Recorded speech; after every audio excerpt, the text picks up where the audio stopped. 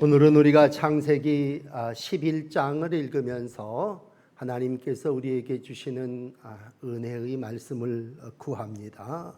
지금 이때는 대홍수 이후에 노아가 하나님 앞에 제단을 쌓게 됩니다. 그리고 앞에 창세기 8장 9장에 보면 하나님이 이러한 노아의 후손에게 약속하십니다. 내가 다시는 홍수로 심판하지 않겠다. 그리고 하나님께서 무지개를 보여주심으로 이제 다시는 이 땅에 홍수 심판과 같은 심판이 없을 것임을 말씀해 주셨습니다. 그러나 그때 니므롯이라 이름하는 후손들의 삶은 이러한 하나님의 말씀을 믿지 못했습니다.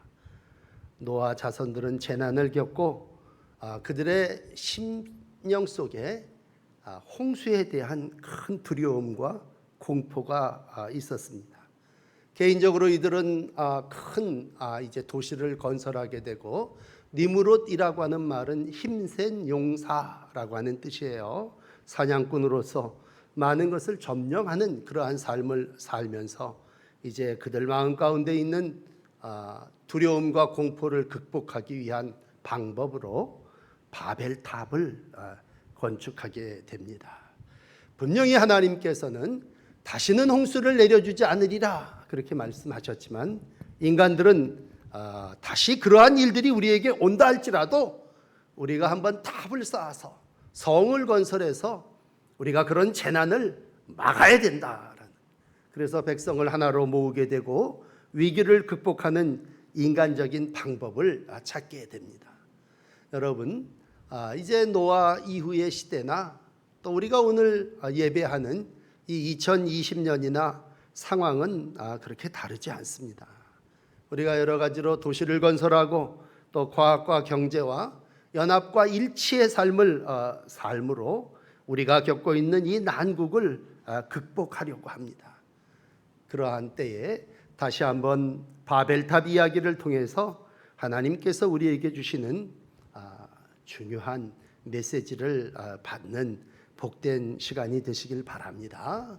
물론 노아의 세 자녀 이후의 세대들은 코로나 바이러스라고 하는 건 상상하지도 못했겠죠. 그들은 신할 평지에 살면서 눈에 보이는 하늘이 그들에게 있어서는 가장 높은 것이고, 다시 한번 우리에게 홍수가 온다면 우리가 피할 수 있는 방법이 무엇이 있겠느냐 생각했을 것이고, 그들이 가지고 있는 최선의 과학, 최선의 방법으로 벽돌을 만들고 역청으로 이제 바벨 탑을 쌓음으로 자기를 지키고자 하고 있습니다. 문명을 만들고 도시를 만들고 그리고 탑을 세우고 성을 만들어서 이 두려움으로부터 극복하고자 하는 인간의 마음은 그때나 지금이나 다를 것이 없습니다. 오늘 우리가 모이고 싶어도 모이지 못하는 시대가 됐어요. 그래서 제가 오늘 설교 제목을 일부러 흩으시는 하나님이라고 하는 제목으로 붙여놨습니다. 우리가 모이는 것이 교회의 특징이라면 하나님은 오늘 백성들을 흩으십니다. 그리고 흩으신 자리에서 성전이 되게 하시고 하나님의 백성으로서의 삶을 살아나가시기를 원합니다. 돌이켜 이제 창세기를 11번째 읽으며 하나님은 이 땅을 창조하셨습니다. 하나님의 창조의 작품은 돌이고 흙인 자연입니다. 그런데 그 사이에 인간은 돌을 대신하여 벽돌을 만듭니다. 3절을 보시면 돌을 대신하여 벽돌을 만들고 흙을 대신하여 역청으로 라고 하는 말로 인간이 거기에 가미하고 기술을 집어넣어 건축의 재료가, 여러분 역청은요 굉장한 방수 기능이 있다 그래요. 그래서 이 모세도 갈대 상자를 역청으로 이렇게 안을 발랐다 그러는데, 홍수의 쓰라린 사건을 경험하는 사람들에게 있어서 물을 막는 방법이 어떤 것이겠느냐라고 했을 때 그 당시에 최고의 기술은 역청이었습니다. 그리고 그 역청으로 성읍과 탑을 건설해서 이제 우리가 어떤 재난이 우리에게 온다 할지라도, 제2의 홍수가 우리 가운데 몰려온다 할지라도 우리를 보호하고 지키자. 이게 이제 사람의 생각이고, 조금 표현을 달리하면 인본주의고 인간 중심의 모습입니다. 오늘 특이한 건 11장에 와서 이들은 하나님의 이름을 부르지 않습니다.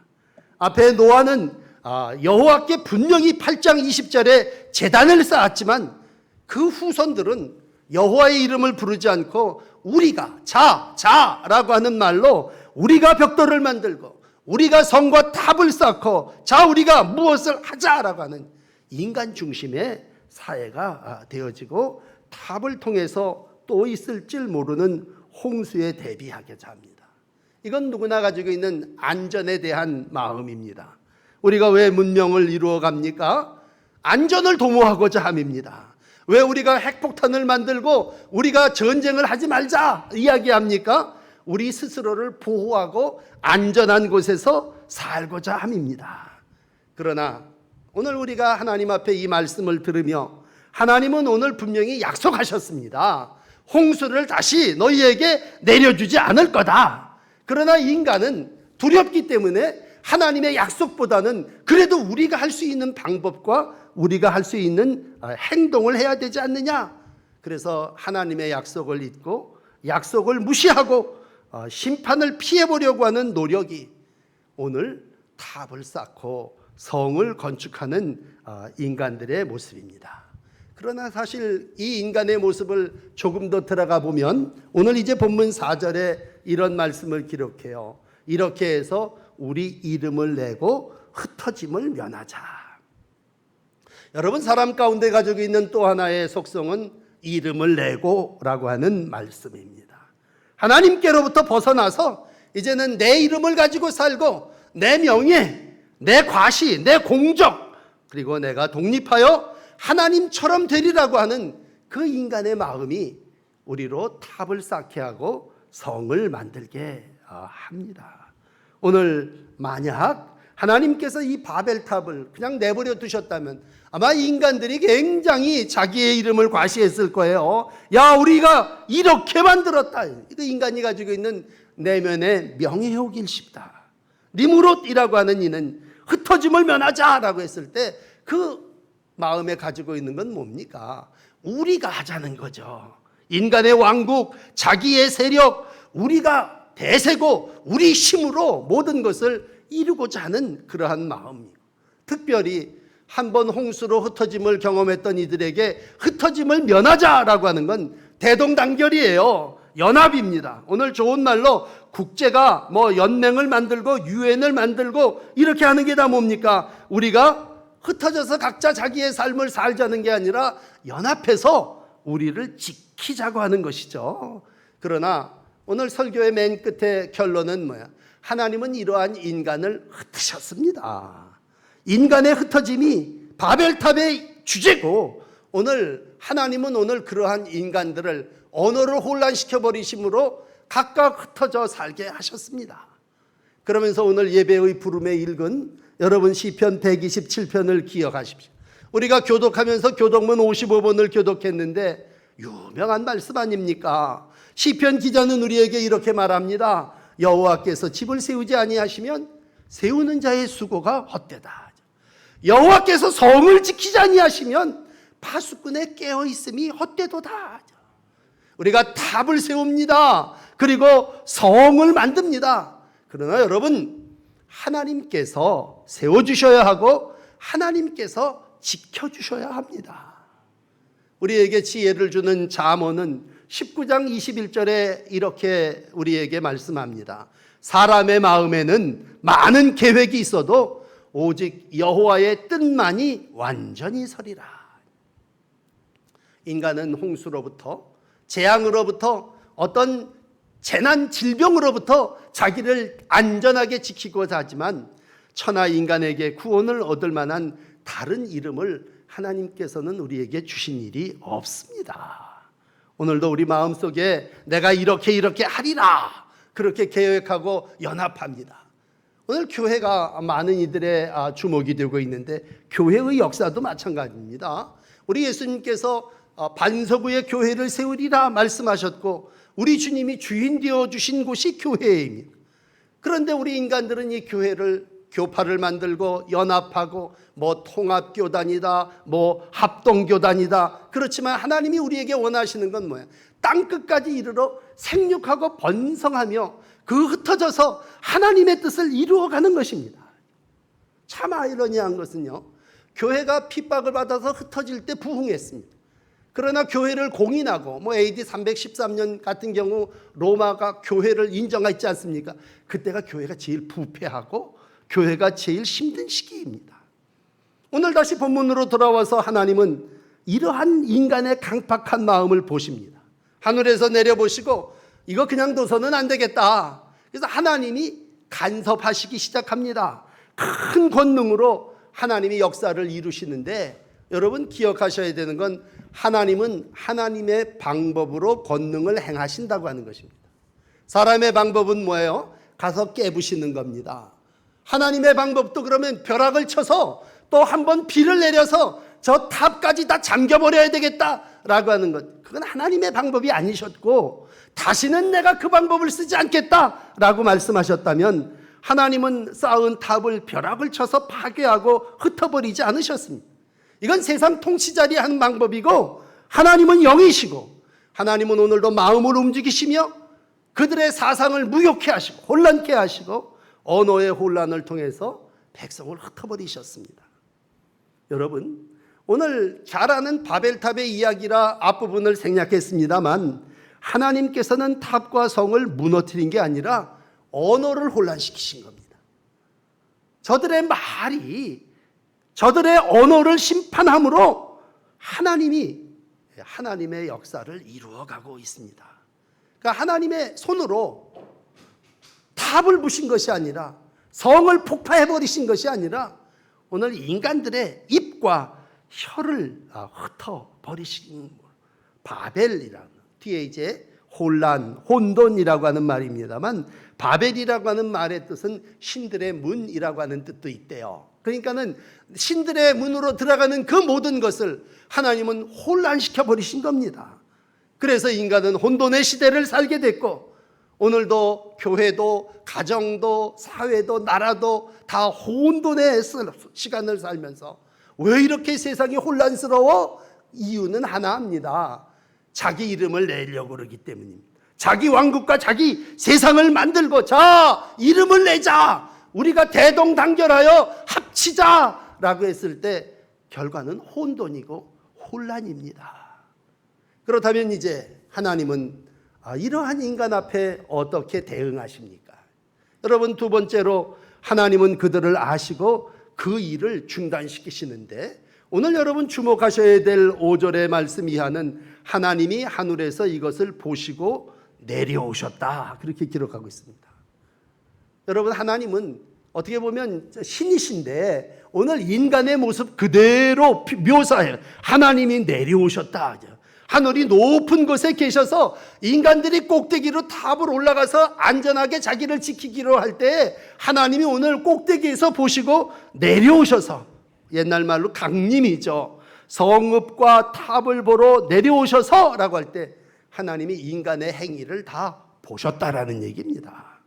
너희가 어찌 하나님 없이 모든 것을 하려고 하느냐? 하나님 없이 모든 것을 이루려고 할 때에 하나님께서, 야, 너희가 한 족속이고 언어도 하나이기 때문에 이와 같은 교만, 이와 같은 힘을 자랑하고 있는 거구나. 우리가 내려가서 거기서 너희 그들의 언어를 혼잡하게 하여 바벨탑 건설을 계속하지 못하게 해야 되겠구나. 그리고 하나님이 하신 방법은 언어를 서로 알아듣지 못하게 하십니다. 말이 통하지 않으니까 뜻을 알 수 없고 행동이 어긋나게 되고 서로 추측하고 오해하고 잘못하게 되고 시기하게 되고 분쟁하게 되고 결국은 불일치가 일어나니까 뭐예요? 중단되어 버리지는 겁니다. 여러분, 의사소통이 안 되면요, 역사를 이룰 수 없습니다. 오늘 하나님이 하신 방법은 인간의 온 지면의 흩으심에 언어를 혼잡하게 하시는 일로 더는 함께 살 수 없어 이들이 탑 쌓기를 포기하고 흩어지게 됩니다. 우리는 어려움을 당할 때마다 인간의 방법을 생각할 것이 아니라 하나님은 어떻게 처방하셨는가, 하나님은 이 문제를 어떻게 대응하셨는가 라고 할 때에 하나님은 오늘 무너진 바벨탑을 언어의 혼란을 통해서 이루셨다면, 한 주간 지내시면서 야, 하나님이 언어를 혼잡하게 하셨다, 우리가 너무 많은 말을 했기 때문에 혼란이 일어났다면, 참 한 주간 우리가 이 혀와 입을 제어한다고 하는, 다른 종교는요 침묵을 통해서 또 묵상을 통해서 하나님의 뜻을 알고자 합니다. 근데 우리는 말을 통해서 우리의 의지, 우리의 뜻을 이루려고 합니다. 하나님은 오늘 다시 한번 이러한 우리 앞에 무너진 바벨탑을 보여주십니다. 그리고 그 무너진 바벨탑을 통해서 우리로 하여금 깨닫기를 원하십니다. 여러분, 분명한 것은 뿌리가 없는 나무는 찬바람에도 넘어지는 것입니다. 우리가 뿌리를 어디에 두었느냐라고 할 때 교회의 뿌리는 반석입니다. 예수 그리스도십니다. 하나님의 진리의 말씀입니다. 그런데 우리가 그러한 말씀에 뿌리 내리지 아니하고 어떤 사상과 유행과 모든 것에 뿌리 내려서 입 가진 사람은 제각기 자기 의견을 말할 때 혼잡이 일어나게 되고 온 지면에 흩으시는 하나님의 뜻이 있음을 보게 됩니다. 다시 한번 어려울 때에 근본이라고 하는 뿌리를 생각하시고, 이 뿌리는 곧 하나님이십니다. 하나님의 뜻을 이루려고 할 때 하나님이 우리 가운데 내려오셨다고 하는 말을 기억하시고, 인간이 하나님께 올라가는 것으로 구원을 이루는 게 아니라 인간은 하나님이 내려오셔서 구원을 해주셔야 되는 존재라고 할 때 다시 우리가 하늘을 바라보며 천국을 생각합니다. 예수님께서 마태복음에 천국에 들어가는 자를 얘기할 때 진실로 너희에게 이르노니 너희가 돌이켜 어린아이와 같지 아니하며 결단코 천국에 들어가지 못하리라. 이 누구든지 어린아이와 같이 되지 아니하고 자기를 낮추는 사람이 천국에서 큰 자다. 여러분, 우리는 탑을 쌓아야 큰 자인 줄 알았습니다. 성을 만들고 자기 이름을 드러내야 큰 자인 줄 알았는데, 천국에서, 하늘에서는 이 어린아이와 같이 자기를 낮추는 사람이 큰 자라고 말씀하십니다.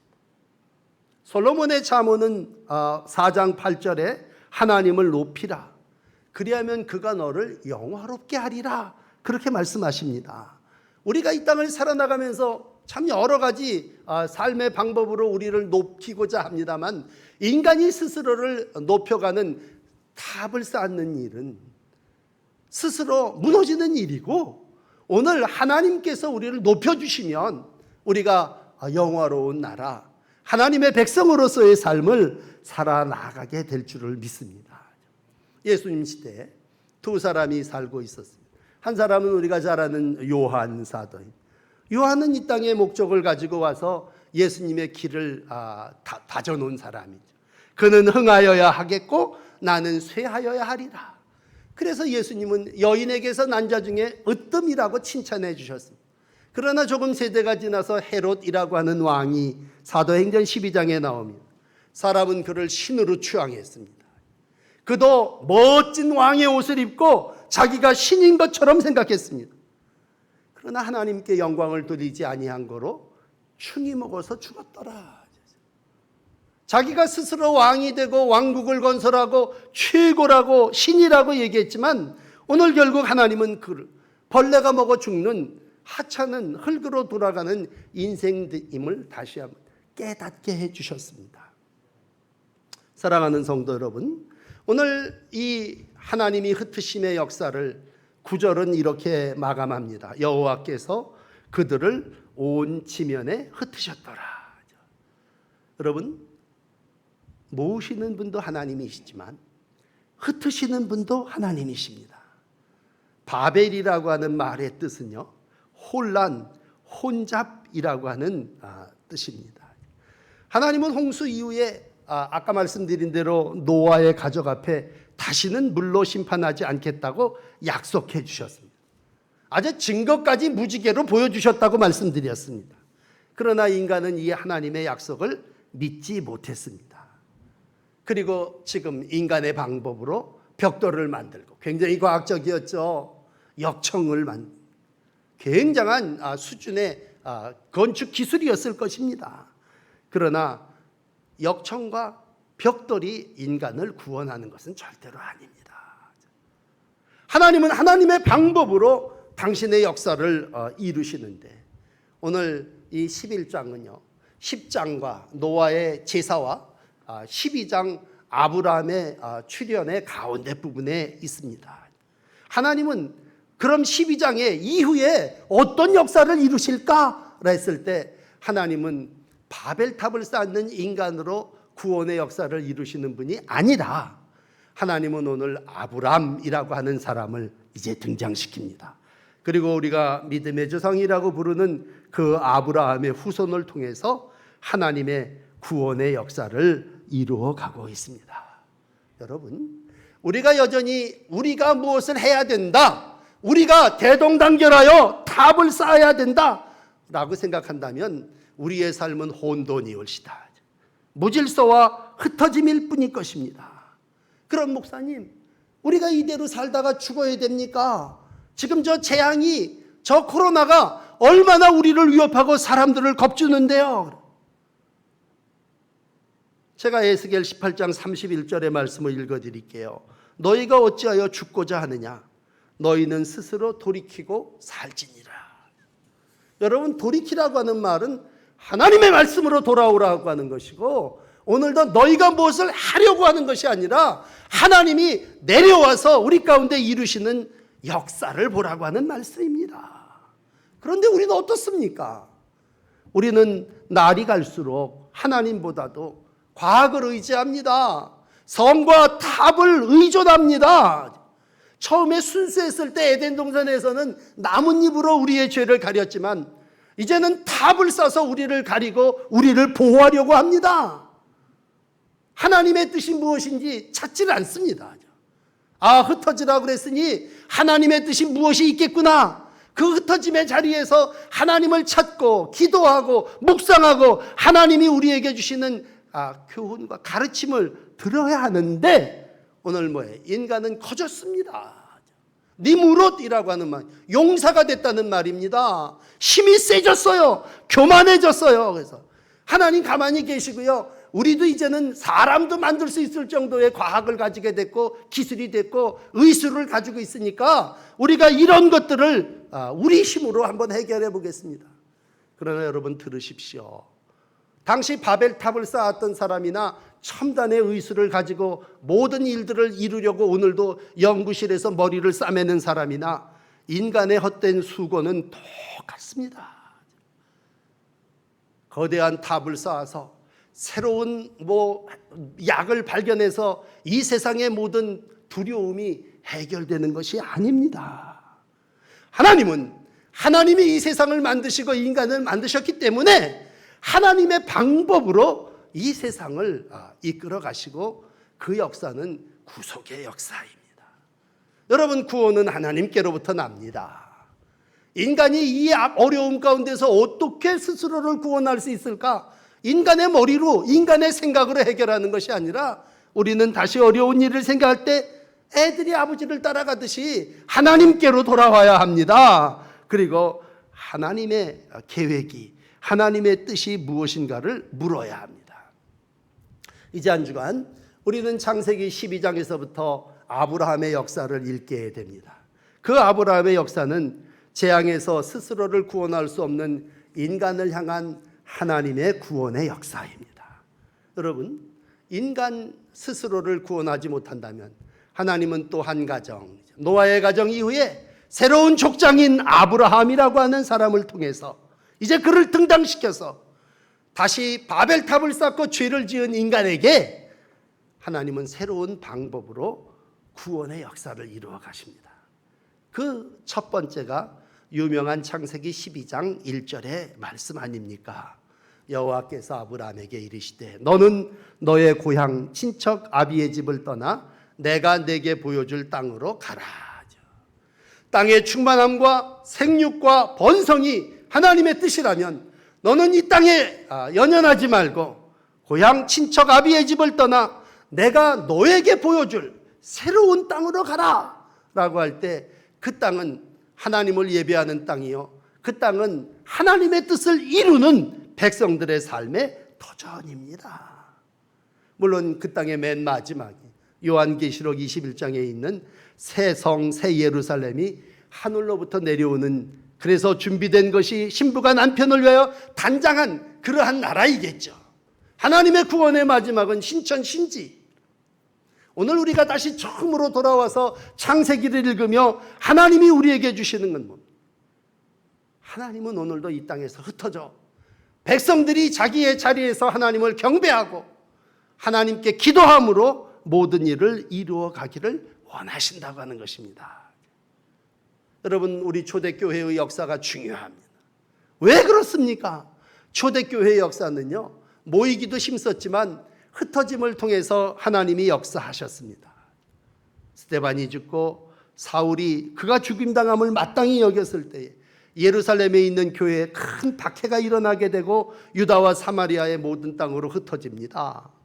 성령의 도우심은 어떻게 보면요, 흩어짐을 통해서 예루살렘 바깥에서 하나님의 역사를 이루고 그 흩어짐이 동방의 작은 나라인 우리나라에까지 이르렀고, 우리 숭이동 골짜기에 하나님은 교회를 세우시고 여기서 하나님의 성령으로 예배하게 하시고 찬송하게 하시는 줄을 믿습니다.